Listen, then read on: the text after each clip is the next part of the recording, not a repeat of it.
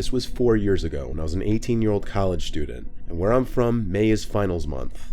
I spent yet another late night in the campus library until closing time, which in May is 11 p.m. instead of 10 p.m. since everyone's up late studying.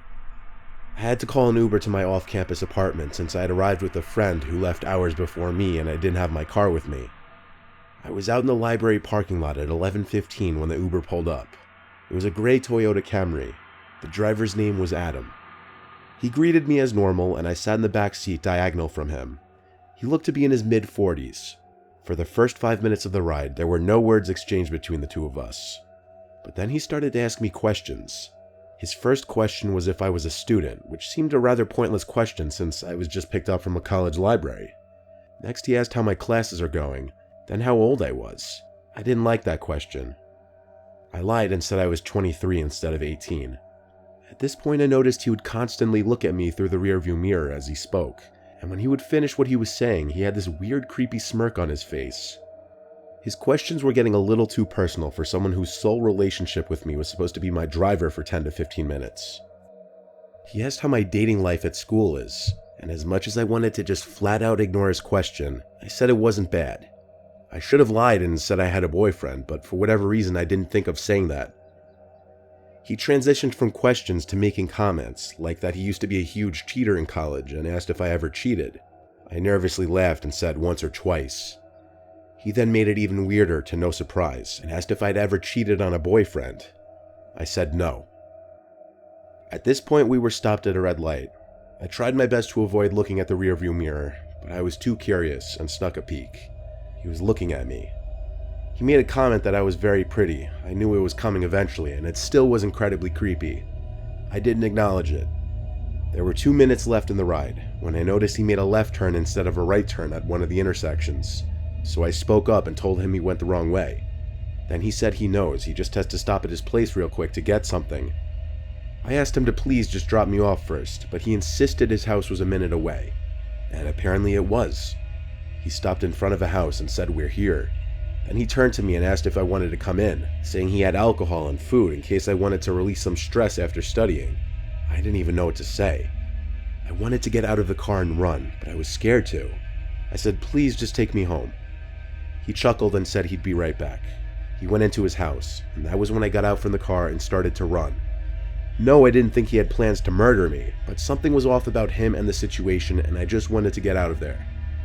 Moments later, I felt my phone vibrate, and it was a message from Adam the driver saying, "You know I have your address, hot stuff." That just made me run even faster.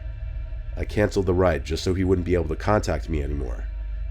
I made it back to my apartment in a few minutes. Running with my backpack was hard, but thank God I do my cardio. My apartment was the left side of a duplex. That Adam guy wasn't parked in front of my house by the time I got back, so I hoped maybe he just wouldn't come. I filled out a form on Uber.com titled "Report a Serious Incident with a Driver," and I just gave all the details of the trip and included a screenshot of his message threatening that he had my address. Uber contacted me the next day, stating the driver was removed from the platform and should there be any further contact, that I should contact the authorities. Well, the next night when my roommate wasn't home because she was spending the night with the guy she was talking to, there was a knock at the front door followed by the doorbell.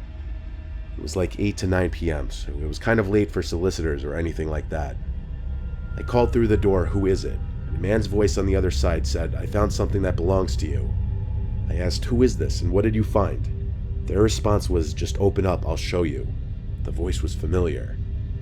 I looked through the window next to the door, and I saw Adam the Uber driver hiding to the side of the door like he was pressed flat up against the wall, and he was holding something, I couldn't tell what. I ran for my phone to call 911, and sparing them all the details, I just begged for police to get to my apartment immediately. But by the time police arrived in front of the duplex, the knocks had long since stopped. He was gone, at least off the front porch. But I imagine he saw the police cars in front of the house because he never returned after that. There was this whole following up with the Uber report and the police now, but since there was no proof that it was Adam at the front door, I couldn't even press charges. The semester was over anyway, the lease was up, and I moved back home for summer. I left no trace for that Adam guy to ever find me again. At least, I don't think I did.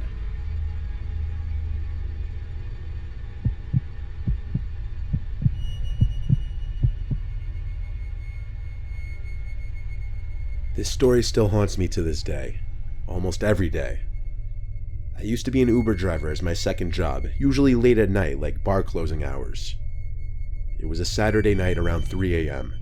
I was a couple hours into my Uber driving night, and I got a call from across town to pick someone up on a street corner.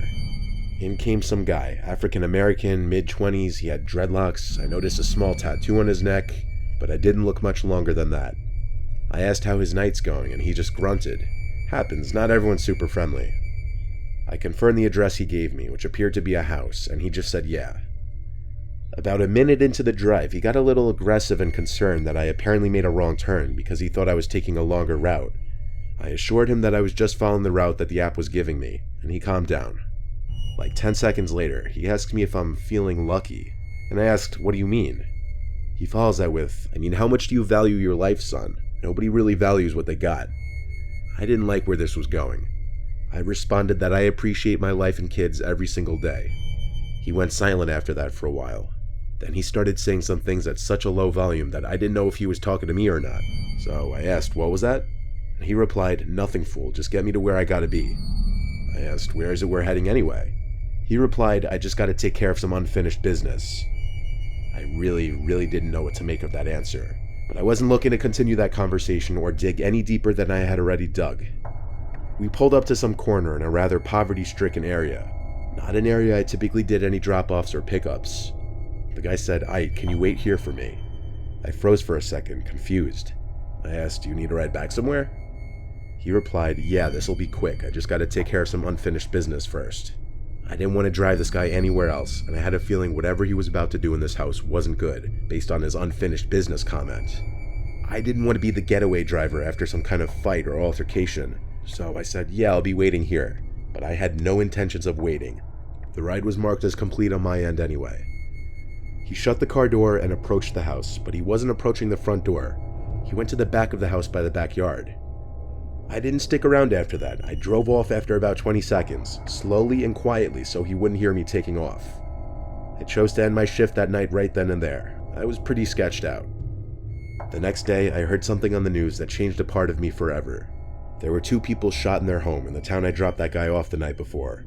As the news report went on, they showed a picture of the suspected shooter, and it was the guy I dropped off at that house. He was apprehended fleeing the scene not too far away after neighbors reported hearing gunshots. The shooting was suspected to be gang-related. I have forever blamed myself for this partially, having been the one to drive someone with intentions of murdering people to his destination to commit his heinous act. People have told me if it wasn't me, it would have been another Uber driver, but I still can't help but feel partially to blame for this and not picking up on the red flags in that car ride.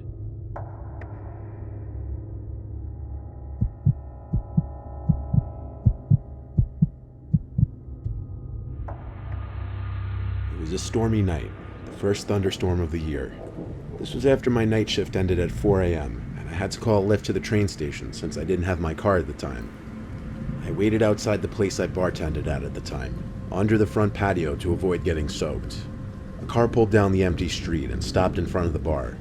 I had to check the Lyft app to ensure it was the correct car, and it was. A gray Honda Civic. I got in and greeted the driver, whose name was Sahil.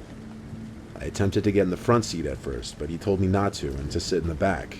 That was only the second time I ever tried sitting in the front. That was before I realized it was customary to sit in the back seat. From the bar to the train station, it was about 10 minutes. The reason I was taking the train instead of just Ubering the whole way to my house is because I'd be saving about $40. The driver was going very slow, but there was nothing weird about that given the weather outside. I would expect anyone to drive cautiously in a torrential downpour like this one. The driver didn't take the highway route. He took us down the side roads. I wasn't concerned about missing my train, though. I had plenty of time. I wasn't concerned until the driver said something under his breath and then pulled the car to the side of the road. I looked up from my phone to see why and saw a man in the pouring rain waving his hands in the air. I almost asked if he was stopping to pick him up, but I just observed. And yes, the man on the street got in the back passenger seat next to me. He was soaking wet. He kept his black hood on in the car. I scooted all the way over to the left. I was expecting the man and the driver to exchange some kind of words, but they didn't. Did they know each other? I had no idea what was going on. During the ride, I felt in the corner of my eyes the feeling of that man next to me looking at me. Maybe he was looking out my window, so I shot a quick half-second glance to him. But I was wrong. He was looking at me. On top of it, as the drive progressed, I started paying more attention to the route we were taking. It wasn't the right way to the train station. I tried to sneak a peek at the driver's phone screen to see if maybe he was following some incorrect route, but he seemed to have his phone on his lap, unlike most Lyft drivers who have their phones mounted on the dashboard. I politely said, "I think we're going the wrong way." He replied something in such a low tone mixed with a thick accent that I had a hard time understanding it. By the third time I asked him to repeat himself, I finally just repeated myself and said we're going the wrong way. I confirmed this by checking the map on my phone. The driver didn't acknowledge me, and I felt as though the guy next to me was inching closer every minute. He also wouldn't stop staring at me. Eventually, I asked the driver to pull over and canceled the ride. No acknowledgement. The driver was blowing stop signs, and there were no stoplights anywhere on these side roads, so I didn't really have a good time to escape, but I knew I was about to be their victim of something. This was some kind of trap, so I decided I was going to jump out of the car when I had the chance. I waited till we were on a street with woods on one side, which was perfect for me to make my escape. The car was going probably 15 to 20 miles per hour. I opened the car and jumped out. The two men screamed stuff in a different language, I'm guessing to each other. My impact with the ground was obviously painful, but I think the layer of water on the street might have cushioned my fall a little bit. The car completely stopped, and I saw the man who was next to me get out. I had to get on my feet and run into the woods. I heard him chasing after me for a little bit, but there was no shot he'd find me. I heard him yell something back to the car. It sounded like it was in Russian. Then he ran back to the car and they drove off. I immediately called an Uber instead of a Lyft this time, and this time I was brought safely to the train station.